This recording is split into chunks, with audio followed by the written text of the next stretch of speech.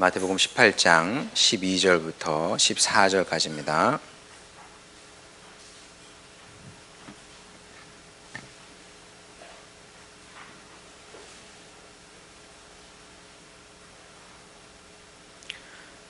제가 봉독하도록 하겠습니다.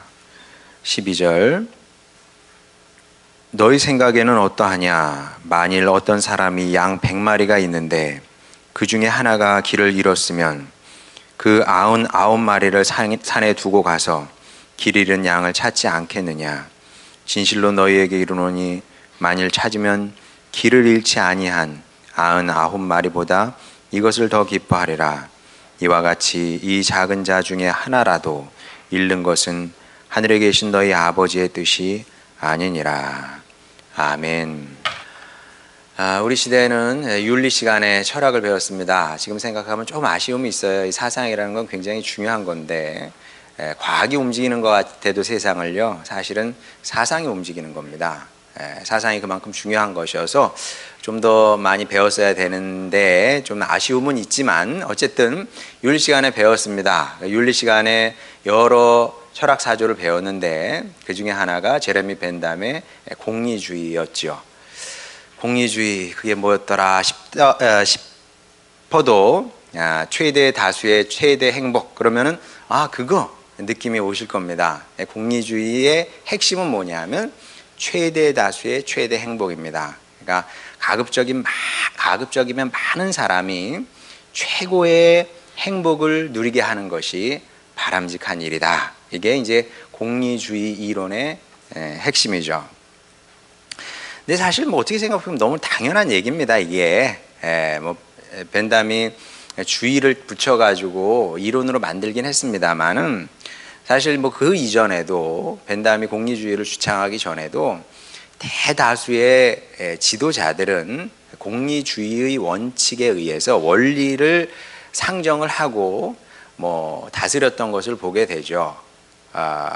지금도 마찬가지죠. 지금도 민주주의 국가의 대부분의 지도자들은 대통령이 됐든 총리가 됐든 기본적으로 공리주의자라고 보면 됩니다. 그러면 정치인만 그렇습니까? 아니요. 경제인도 마찬가지고요. 사실은 목회자도 마찬가지입니다. 나 공리주의자예요 이렇게 얘기는 하지 않지만 기본적으로 우리 교회도 95%가 득을 보는 길이 있어. 그럼 그걸 선택하지 않겠습니까? 5%만 이득이 되는 걸 그걸 누가 선택을 하겠습니까? 사실 너무나 당연한 일이기 때문에 벤담은 공리주의에 대한 자기가 딱 이름을 붙여놓고도 너무 마음에 들었던 거예요. 이게 너무 마음에 들어서 여기에 대한 확고한 신념이 있었습니다.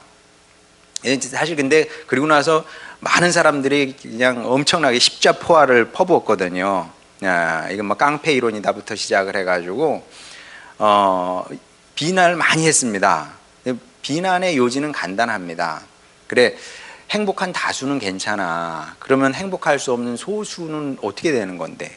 그 사람들에게는 너무 잔인한 이론이 아니냐. 그 사람들을 품을 수 있는 뭔가 대비책이 있어야 되지 않겠냐. 공리주의엔 그게 없다.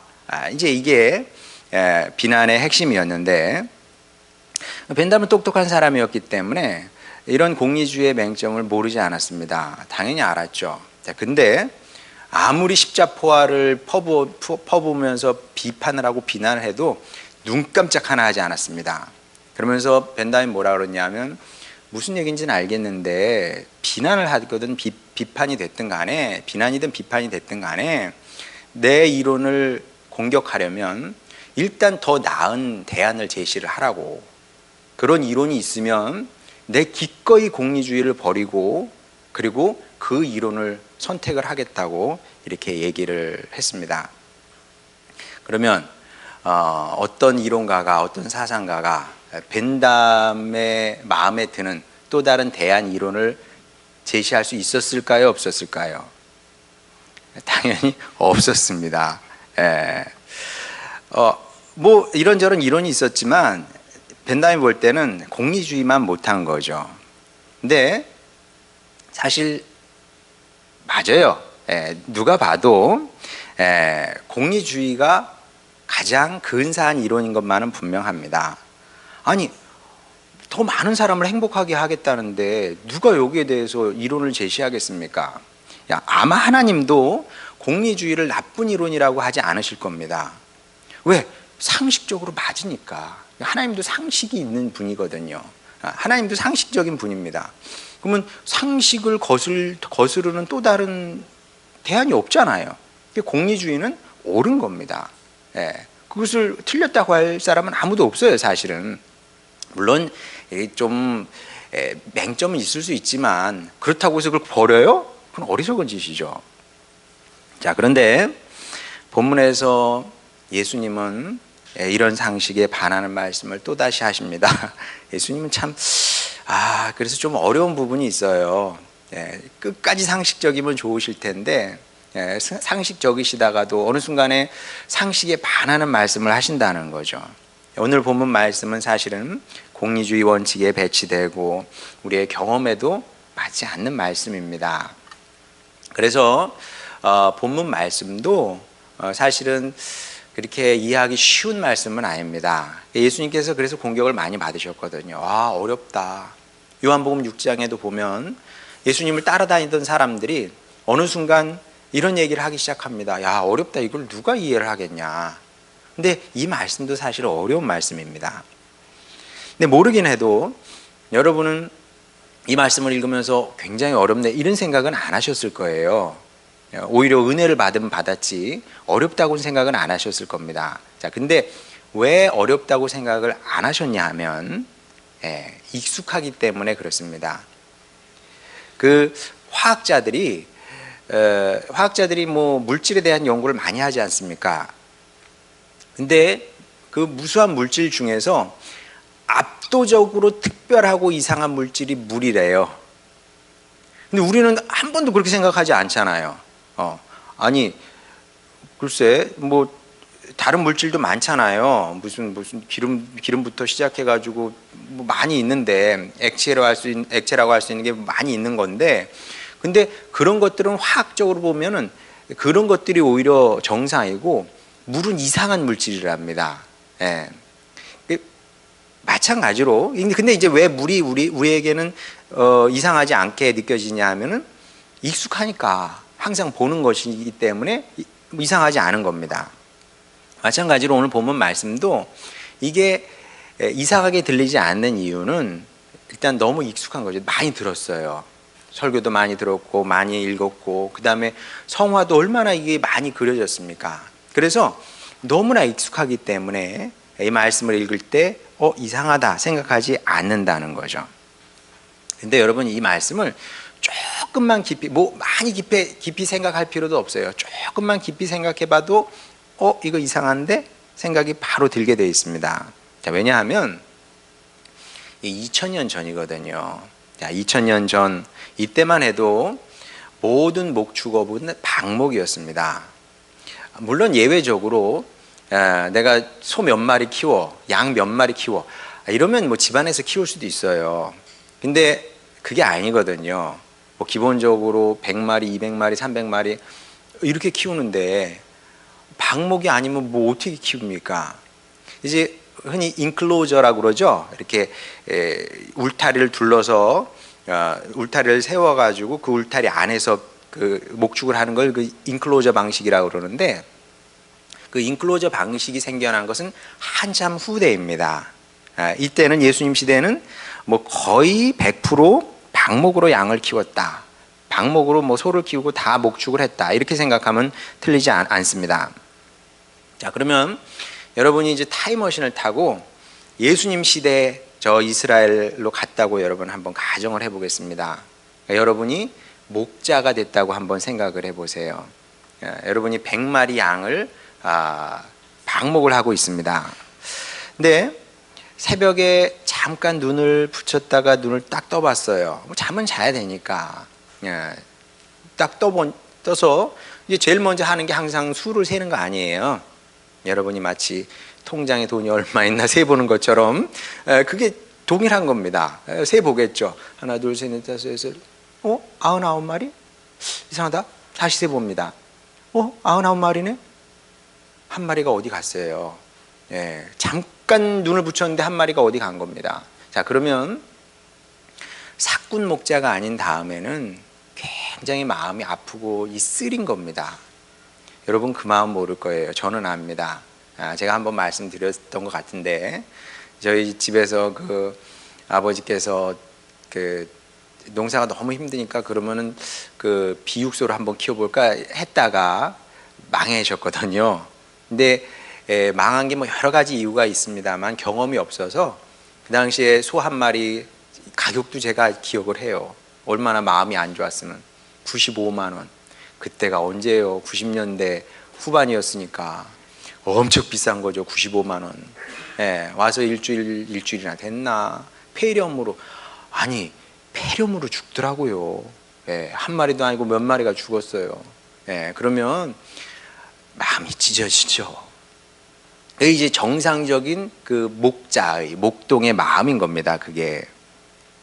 자, 그러면 여러분이 그 상황에 처했다고 생각을 해보세요. 그러면 어떻게 하실 겁니까? 그 다음은 한 마리가 없어졌어요. 그 다음은 어떻게 할 것이냐? 99마리 양을 그 산중에 내버려 두고 그 길 잃은 양 한 마리를 찾기 위해서 길을 나설 겁니까? 합리적으로 생각을 해보세요. 합리적으로 그렇게 하겠습니까? 안 하겠습니까? 자, 인클로저 방식이면 이게 가능할 수도 있어요. 왜냐하면 높은 울타리가 뭐 늑대가 됐든 뭐가 됐든 들짐승으로부터 보호를 할 테니까 몇 시간 정도는 떠나 있어도 목동이 큰 문제가 안 생길 겁니다. 자, 그런데 방목이잖아요. 지금 산에 있는 겁니다. 산에 이렇게 그 양들을 풀어놓고 있는 상태예요. 근데 한 마리 길 잃은 양 찾자고 99마리를 그 산에 두고 숲에 두고 나갑니까? 그럼 어떻게 될까요? 몇 시간.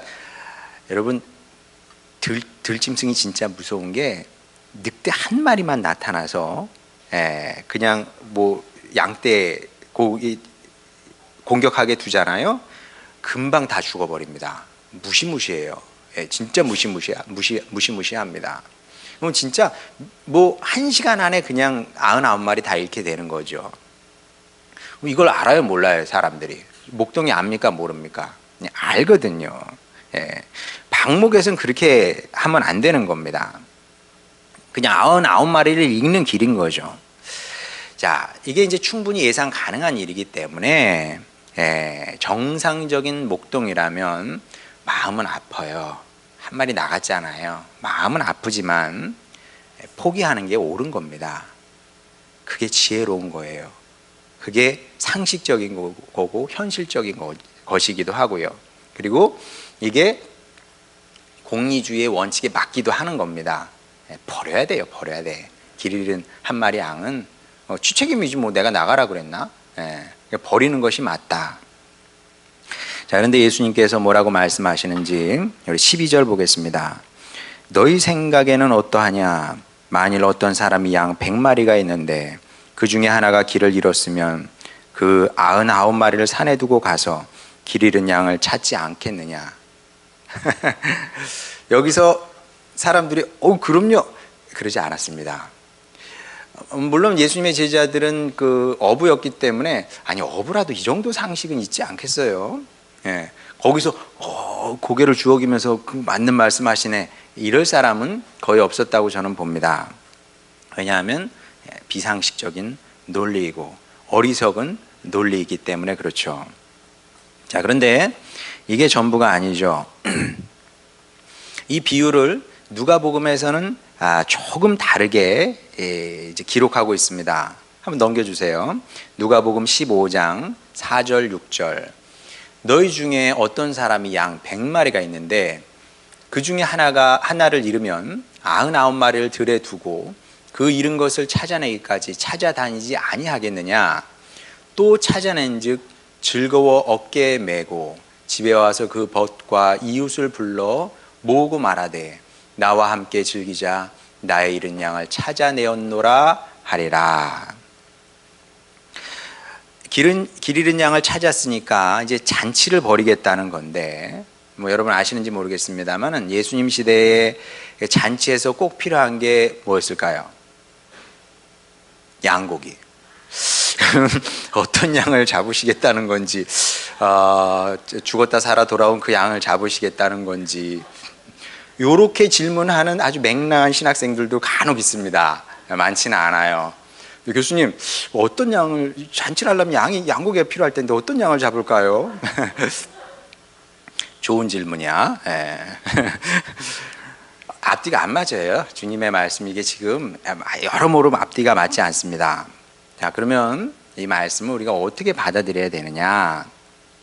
자, 먼저 이 이야기가 비유라는 사실을 우리가 마음에 새길 필요가 있습니다. 예수님께서 비유로 많이 말씀을 하셨잖아요.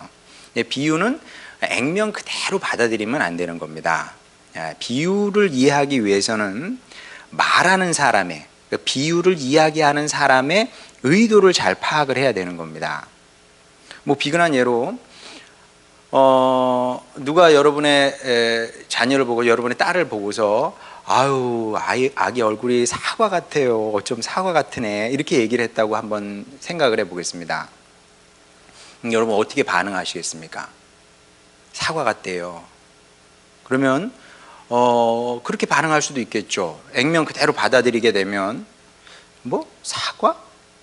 아니, 내 딸이 누가 봐도 이게 고양이 상이지, 어디 이게 둥글넓적한 사과냐 이게, 이런 몹쓸 인간 같은 이라고 이렇게 반응을 하면 되겠습니까? 그런 의미로 말한 걸까요? 아니죠. 근데 그렇게 받아들이는 사람이 있어요. 진짜 그렇게 받아들이는 사람이 있습니다. 이제 그걸 것 같아 피의 망상이다 이렇게 얘기를 하는 건데, 여러분 절대 그러지 마시기 바랍니다. 제가 한 가지 방법을 알려드릴게요. 이 사람의 관계에서 굉장히 중요한 건데, 자, 어떤 사람이 여러분에게 뭐 무슨 말이든 할 수 있잖아요. 무슨 말이든 했어요. 자, 그러면 여러분은 모든 말을 착하고 선하게 받아들이면 돼요. 그렇게 하세요, 진짜. 저 사람이 나에게 좋은 뜻에서 한 말이겠지라고 받아들이면 됩니다. 자, 근데 이건 또 너무 순진해. 사람이 다 그렇게 착하고 선하지 않거든요. 악한 의도를 가지고 나에게 어떤 말을 했을 수도 있어요. 근데 확실한 건 저는 아니에요. 저는 아닙니다. 저는 항상 착하고 선한 의도를 가지고 여러분에게 얘기를 해요. 그러니까 무슨 말을 해가지고 여러분 한번 딱 기분을 한번 찔러줘야겠다, 그렇게 말하지 않습니다. 그러니까 김 목사는 항상 나에게 착한 말을 하는 사람이지, 이렇게 오해를 절대 하지 마세요.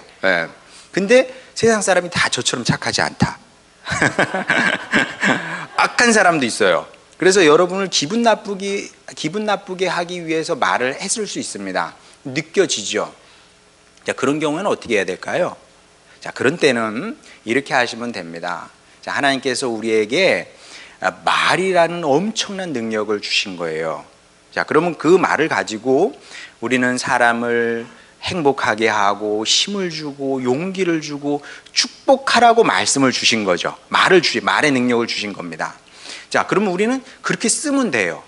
근데 그렇게 안 쓰는 사람이 있잖아요. 그러면 그 사람을 여러분 미워하지 마세요. 왜냐하면 어떤 A라는 사람이 저한테 이 빌어먹을 놈 이렇게 말했다 칩시다. 그렇다고 제가 빌어먹겠어요? 안 먹겠어요? 하늘소망 교회가 있는데 제가 왜 빌어먹겠어요? 안 빌어먹어. 걱정, 그런 일은 일어나지 않아요. 빌어먹지 않습니다. 그 사람이 나에게 어떤 욕을 한다고 해서 그게 제 삶에 영향을 미치지 않아요. 제가 no thank you 하면 돼. 난 안 빌어먹을 건데? 뭐 어떤 말을 해도 관계없어요. 나는 괜찮은데 내가 왜? 하고 안 받으면 돼요. 자, 그러면 시편 34편에 정말 재미있는 말씀이 나오는데, 악인은 그의 악 때문에 망한대요. 그 악이 말로 한 악이 됐든 행동으로 한 악이 됐든 그것이 자기에게 돌아와서 그의 삶을 망쳐버린다, 이런 말씀이 나오거든요. 그러니까 모든 다른 사람의 말은 착하고 선하게 받아들이고, 그리고 이건 분명히 악한 의도에서 한 말이야, 그러면 그 사람을 불쌍히 여기시기 바랍니다. 기분 나쁠 필요가 하등 없어요. 왜냐하면 그 말이 나를, 아무리 저주의 말을 퍼붓는다고 해서 내가 저주의 인생이 되는 건 아니거든요. 오히려 그 사람을 불쌍히 여기시면 되는 겁니다. 그러니까 우리가 주님의 말씀도 착하고 선하게 받아들이고 이해하면 되는 거죠. 자, 이 말씀도, 오늘 비유의 말씀도 그렇게 이해하면 되는데 삐딱하게 생각하면 안 돼요. 그럼 99마리, 99마리 양은 중요하지 않다는 거냐, 그런 얘기를 하는 게 아니잖아요. 아니면 되찾은 양을 잡아 잔치를 하겠다, 그런 얘기가 아니지 않습니까? 이런 식으로 받아들이는 것은 당신 딸이 사과를 닮았습니다 이렇게 말하는 사람을 속으로 저주하고 미워하는 것하고 똑같은 겁니다. 자, 그런 의도로 예수님께서 이 말씀을 하신 것이 아니고, 예수님은 이 비유의 말씀을 통해서 우리 인간의 불안의 문제를 다루고 싶으셨던 겁니다. 불안의 문제를, 이 심각한 문제죠. 불안의 문제. 사람의 인생을 망치는 이 두 가지 문제가 있는데, 하나는 욕심이고요. 욕심 무섭죠. 욕심 정말 무서워요. 나 진짜 다 하고 싶은 거죠. 이것도 하고 싶고 저것도 하고 싶고 저것도 하고 싶고 다 하고 싶어. 욕심의 문제가 무서운 것이고, 그 다음에 무서운 게 이 불안의 문제입니다.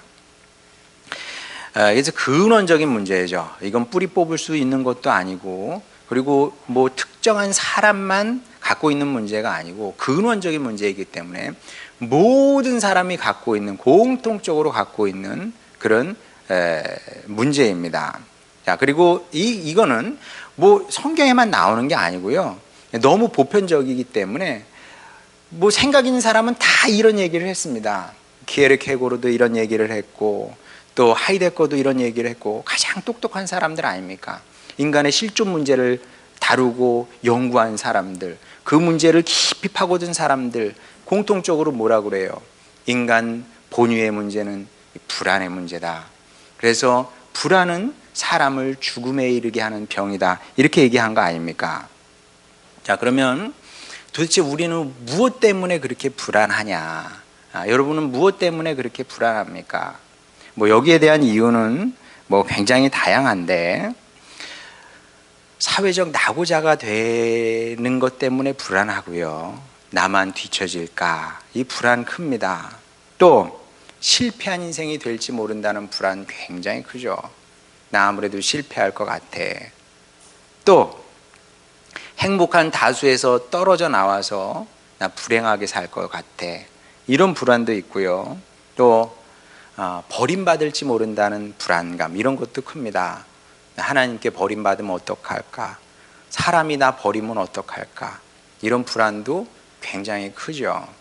예. 그리고 이것 말고도 다양한 불안들이 우리 속에 들어와서 우리 삶을 좀먹고, 우리 얼굴을 근심스럽게 만들고, 그리고 불안이 이 관계도 깨트려 버리고, 사람 관계의 관계도 깨트리고요, 하나님과의 관계도 깨트리게 되는 겁니다. 예. 여러분, 사울이 왜 저주를 받게 됩니까? 이 불안의 문제거든요. 나 죽을 것 같아, 우리나라 망할 것 같아. 그러니까 이 불안에 사로잡히게 되니까 하나님을 붙들지 못하고, 내가 뭘 어떻게 해볼 수 있는 방법이 없을까, 그 찾다가 하나님과의 관계가 깨지게 된 것을 보게 되는 거죠. 예. 불안의 문제가 이렇게 무서운 겁니다. 자, 그러면 이 문제에서 자유로운 사람은 없다 그랬어요. 모든 사람이 다 이런 다양한 문제로 불안한 겁니다. 자, 그러면 여러분, 이 불안의 문제를 어떻게 해결할 생각입니까? 어떻게 해결하실래요? 어떻게? 돈을 좀 더 많이 벌어볼까요? 아니면 오은영 선생님 만나면 해결이 될 수 있을까요? 아니면 뭐 인문학 책 좀 열심히 더 읽어볼까요? 그렇게 될 것 같으면 예수님께서 왜 오셨겠습니까? 자, 이 문제를 어떻게 해결할 것인지 본문 말씀을 통해서 예수님께서 우리에게 가르쳐 주고 계신 겁니다. 자, 답은 하나밖에 없어요. 12절 다시 보겠습니다. 너희 생각에는 어떠하냐? 만일 어떤 사람이 양 100마리가 있는데 그 중에 하나가 길을 잃었으면 그 99마리를 산에 두고 가서 길 잃은 양을 찾지 않겠느냐?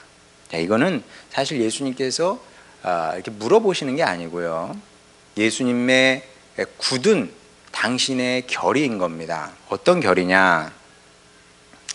당신을 믿고 따르는 사람을, 성도를 절대 포기하지 않겠다는 주님의 결심을, 약속을 이렇게 표현하고 있는 거죠. 예. 사실 우리도 그렇게 표현할 수 있잖아요. 우리도 말하잖아요. 저도 간혹 그렇게 얘기하지 않습니까? 제가 이렇게 하겠습니다. 결의잖아요. 결심 아닙니까? 선포거든요, 일종의. 그리고 그 약속을 지키지 못하면 저는 우스운 사람이 되는 거예요. 예수님께서 지금 그렇게 선포하고 계시는 겁니다. 그래, 99말이 중요하지. 그러나 무슨 이유 때문인지 모르겠지만 길을 잃어서 지금 위험에 처해 있어. 예, 그 사람이, 결국 사람에 대한 얘기니까, 그 사람이 아무리 보잘것없는 사람일지라도, 사회가 볼 때는 뭐 진짜 그냥 버려도 되는 사람일지라도 나는 그 사람조차 절대 포기하지 않겠다. 지금 그런 약속의 말씀을 하고 계시는 겁니다. 결국 이 얘기는 무슨 얘기냐 하면, 누구든지 예수님을 나의 목자로 알고 고백하게 되면 주님은 그 사람의 인생을 끝까지 책임지시고 보호하시겠다는 그런 말씀인 거죠. 그러니까 여러분의 인생이 절대로 잘못되도록 내버려 두지 않는다는 겁니다. 그러니까 우리가 그렇게 불안에 휩싸여서 살 필요가 없는 거죠. 그러니까 이 말씀은 뭐냐면, 사랑하는 아들아 딸아 안심해라. 네 인생 내 손 안에 있어. 내가 책임질게. 너희 가정 근심하지 말아라. 너희 교회 근심하지 말아라. 내가 목자장인데 너희가 근심할 필요가 뭐가 있겠냐. 너희가 너희 자신을 염려하고 근심하는 것보다 내가 너희를 훨씬 더 염려하고 근심하고, 세상의 위험과 위기가 아무리 많을지라도 내가 그 위험과 능력보다 큰 것을 잊지 말아라. 이런 말씀인 겁니다. 그렇기 때문에 계속 불안의 문제는 우리를 위협하죠. 왜? 우리가 죽을 때까지 이 불안의 문제는 계속 위협을 하는 겁니다. 악한 영이 가만두질 않아요. 계속 우리를 불안하게 하죠. 근심하게 하죠. 잘못될 것 같아요. 그때마다 이 말씀을 붙들고 안심해도 됩니다. 그리고 여러분의 삶을 긍정해도 됩니다. 제가 좋아하는 칼바르타라는 신학자가 그 위대한 말을 했죠. 복음은 결국 우리 삶을 향한 하나님의 가장 큰 예스다. 긍정인 거예요. 예스. 그러니까 예스를 다른 말로 표현하면, 창세기 1장에 보면 하나님께서 창조를 하시고 좋았더라 그러시잖아요. 좋게 하시겠다는 겁니다. 여러분의 가정을, 여러분의 자녀를, 교회를 보시기에 좋게끔 끝내 만드시겠다는 그런 말씀이라는 거죠. 그리고 이것이 복음의 내용이고, 우리는 이 믿음으로 공의주의의 한계를 넘어서게 되는 겁니다. 세상 사람은 몰라요. 아무리 위대한 철학자고 사상가고 벤담이 이게 최고라고 생각을 했겠죠. 그러나 저는 압니다. 공의주의를 대신할 수 있는, 이건 이론은 아니지만 대안이 있었어요. 지금도 있습니다. 그게 뭐라고요? 복음으로 우리는 공의주의를 버리지는 않지만, 그러나 공의주의의 맹점을 넘어설 수 있는 이 위대한 이야기가 있다는 사실을 우리는 믿음으로 아는 겁니다. 우리는 믿는 성도들은 아무도 버림받지 않을 것이고요. 아무도 실패하지 않게 될 것이고, 아무도 불행한 인생을 살게 되지 않을 겁니다. 대신 목자장 되신 우리 주님 안에서 평화를 누리다가 영원한 승리의 나라에 입성하게 될 것이고, 이것이 성경이 우리에게 약속한 성도의 삶이자 우리의 빛나는 미래입니다. 이 사실을 기억하시고 평생 믿음을 지키시기 바랍니다. 믿음을 지키시기 바랍니다. 다 잘 되는 건 아니고요. 이 믿음을 지켜야만, 그러니까 주님께서 내 인생의 목자장 되시고 나를 지키시고 인도하시는 분이라는 이 사실을 믿어야 이 은혜가, 약속의 말씀이 여러분 삶에 그대로 이루어지고 성취되는 겁니다. 바라기는 이 믿음 잃지 않고 평생 주님 안에 거함으로 말미암아 주님께서 약속하신 가장 좋은 것들 누리고 성취하고 또 그렇게 기뻐하는 여러분 모두가 되시기를 주님의 이름으로 축원합니다. 우리 찬양 부르고 기도하도록 하겠습니다.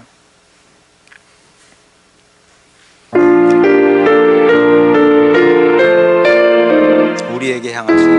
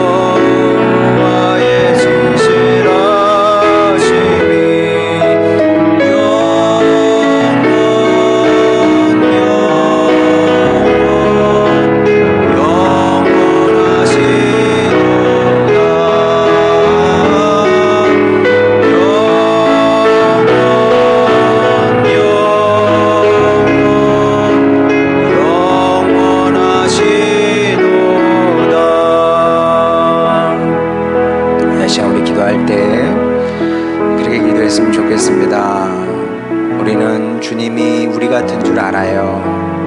우리가 얼마나 변덕이 심합니까? 이랬다 저랬다 하잖아요. 솔직히 약속은 하지만 지키지 않는 게 더 많습니다. 그리고 사랑한다고 해도 얼마나 자주 변합니까? 근데 우리가 주님이 그런 줄 알아요.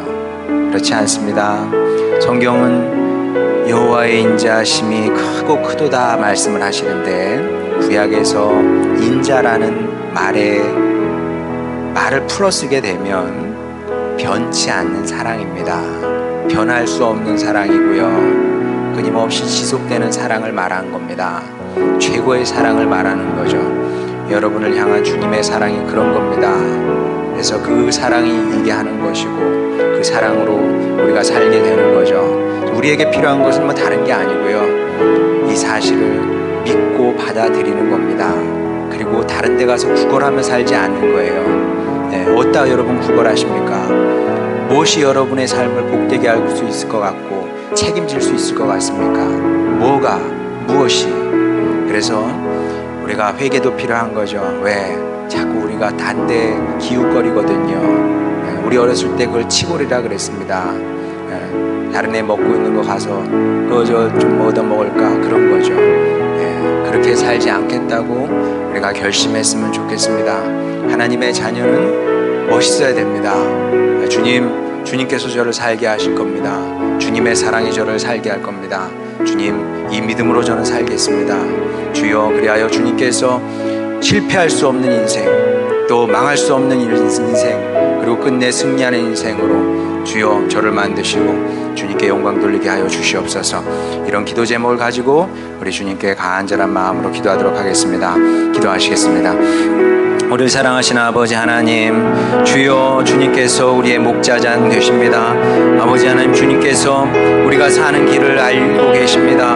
주님께서 아버지 하나님 우리를 먹이실 것이고 입히실 것이고 우리의 인생을 책임지실 것입니다. 그리고 영원한 나라로 우리를 인도하실 것입니다. 아버지 하나님, 주여, 주님의 백성들이 이 단순한 사실을 믿게 하여 주시옵소서.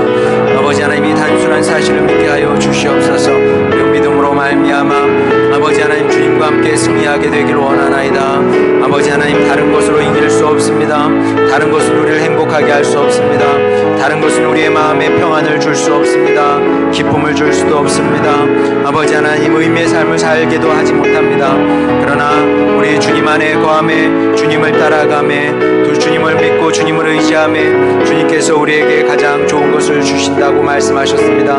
아버지, 주님 백성들의 이 단순한 사실을 알게 하여 주시옵소서. 아버지 하나님, 주님의 백성은 믿음으로 산다고 했사오니 아버지 하나님, 우리에게 이 믿음을 주셔서 아버지 하나님, 주님께서 책임지시는 인생을 살게 하여 주시옵소서. 아버지 하나님, 우리가 우리의 힘으로 해보려고 그러면 어렵습니다. 아버지, 힘겹습니다. 절망하게 됩니다. 좌절하게 됩니다. 시간이 지날수록 힘듭니다. 아버지 하나님, 이런 인생을 살지 않게 하시고 주님 안에 거하고 주님을 따라감으로 말미암아 주님께서 최고의 것으로 우리 가운데 갚으시고 최고의 것으로 응답하시는 것을 우리가 보게 되길 원하오니 아버지, 그런 은혜의 인생을 살아가는 우리 모두가 되게 하여 주시옵소서. 그런 축복의 삶을 살길 원하오니 아버지, 주님 백성들 축복하여 주시옵소서. 우리를 사랑하시는 아버지 하나님, 말씀 주시니 감사합니다.